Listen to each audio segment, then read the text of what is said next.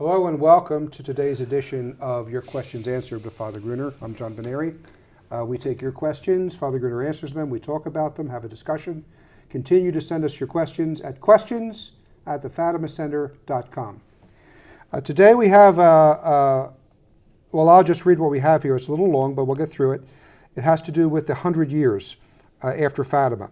The Blessed Virgin Mary mentioned the consecration of Russia will be crested July 13th, 1917. In 1929, the request was made for the Russia's consecration. So will the 100-year leeway given to us for the consecration be over? When will it be?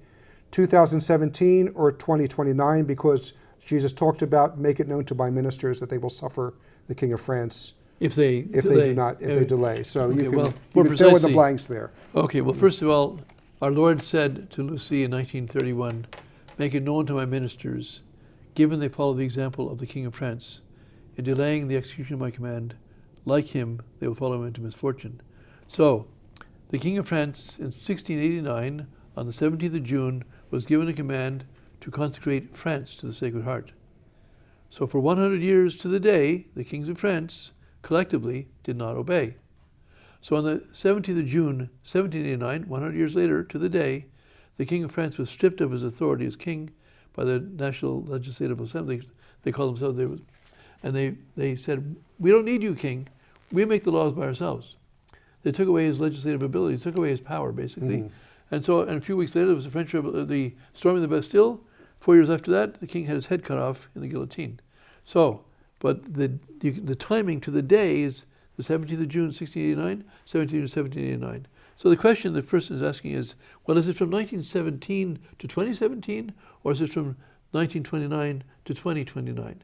Yeah, that 100-year period, yes. Now, first of all, our Lord didn't say that they had 100 years. He just made the allusion to the fact that the King of France delayed, and therefore he paid for it in the neck. Literally, he lost his head. He was killed. He was murdered. He was executed as if he were a criminal, and by the French Revolution. Now, these band of thieves and thugs were what they were and what they did. They killed the king. But this is what's going to happen to the Pope if he doesn't do the consecration in time. Now, what is on time? The question is asking. Now, I would say the sooner the better, because remember that when Our Lady said the moment, she didn't say the day, the hour, the week. She said the moment. So the moment has come in 1929. Every moment of delay makes it harder to do. So I would certainly be arguing for 2017 before 2029. Maybe they got 100 years to 2029, but it's going to be more and more difficult every day, every year they put it off. I mean, back in 1931, back in 1929, it would have been easy as pie. It could have been done. It could still be done. It could still be done today. But obviously, we have John Paul doing a consecration of the world and whatever else, 1981, 82, 83, 84, 91, 2000, that's at least 6 times. He said he did it every day in the privacy of his chapel, but of course that's not what's rescued. It's got to be someone. But at least 6 times he's taking it very seriously, but he still doesn't do it.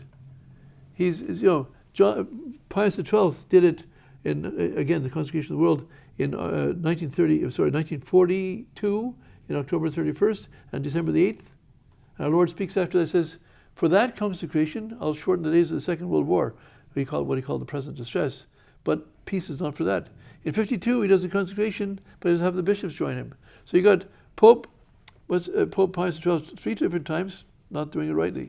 You got Paul VI doing it before all the Vatican Council Fathers on November 21st, 1964. He doesn't ask them to join, and he doesn't do the consecration of the world. You got John Paul. The consecration of Russia, you mean? Doesn't do the consecration of Russia. Yeah. And you got then John Paul doing it 6 times.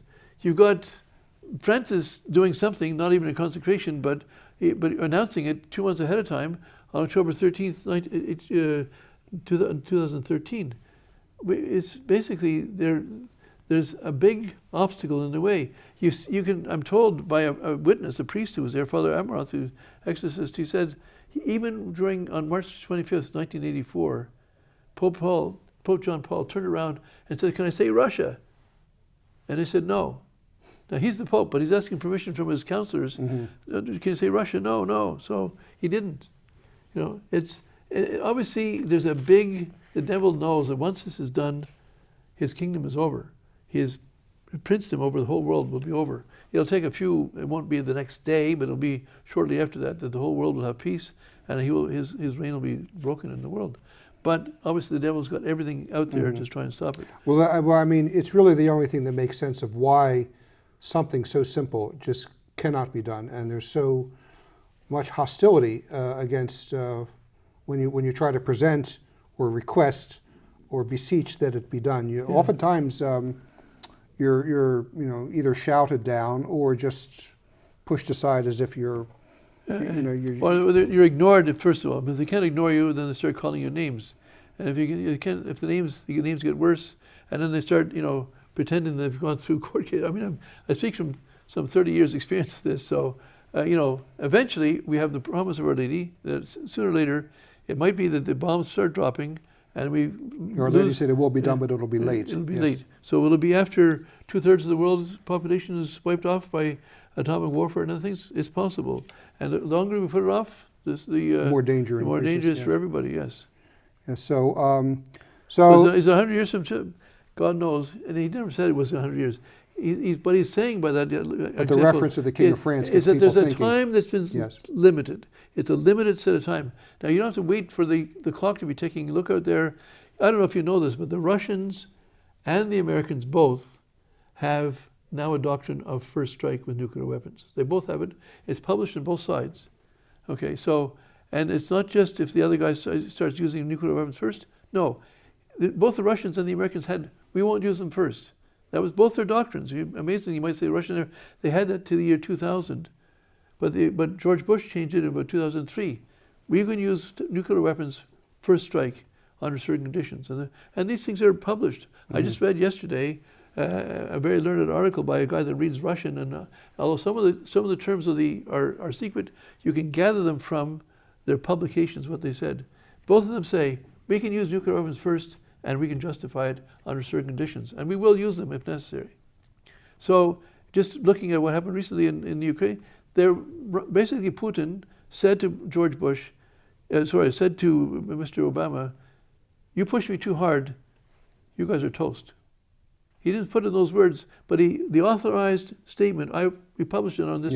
We could reduce. We can reduce you to your cities nuclear to ash. ashes. Yes. Yeah, the whole country. Yes. And it's not an empty threat. He could do it, and he was basically saying, and if you read the doctrine, which I just read yesterday, he was sending a very clear warning: back off or else. Yes. Yes. And so the times are frightening. There's no doubt about it. And Our Lady came, of course, to rescue us from this. Yes.